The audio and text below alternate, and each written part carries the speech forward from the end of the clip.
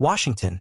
The White House is considering inviting Ukrainian President Volodymyr Zelenskyy to Alaska, where President Donald Trump is scheduled to meet with Russian President Vladimir Putin next week, according to a senior U.S. official and 3 people briefed on the internal discussions.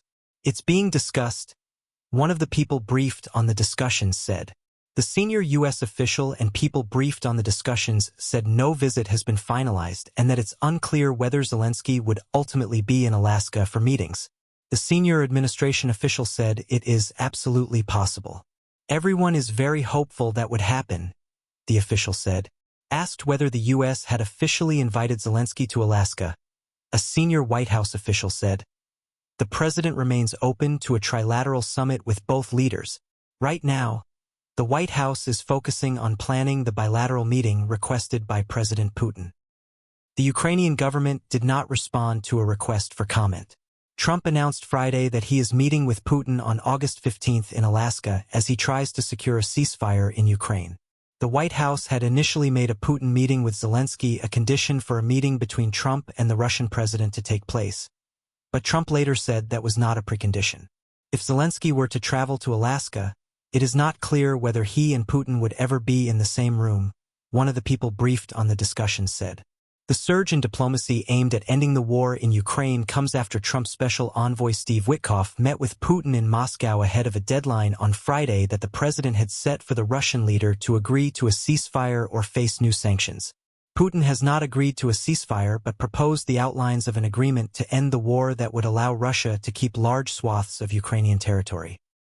Zelenskyy said defiantly on Saturday that Ukrainians will not give their land to occupiers. Trump said Friday that between Russia and Ukraine, there'll be some swapping of territories to the betterment of both. Zelenskyy and his European allies have said that ceding territory would only encourage Russian aggression. Administration officials were working on Saturday to try to gain support for a potential ceasefire from the Ukrainian government and European leaders. In a joint statement on Saturday, European leaders welcomed the Trump-Putin meeting but emphasized the need to keep pressure on Russia and protect the security interests of Ukraine and Europe as a whole. "We remain committed to the principle that international borders must not be changed by force," the statement said. "The current line of contact should be the starting point of negotiations." The statement from the leaders of France, Britain, Italy, Germany, Poland, and Finland, as well as European Union chief Ursula von der Leyen, said that meaningful negotiations could take place only in the context of a ceasefire or reduction of hostilities, and that the path to peace in Ukraine cannot be decided without Ukraine. Zelenskyy said Ukraine values and fully supports the European leaders' statement.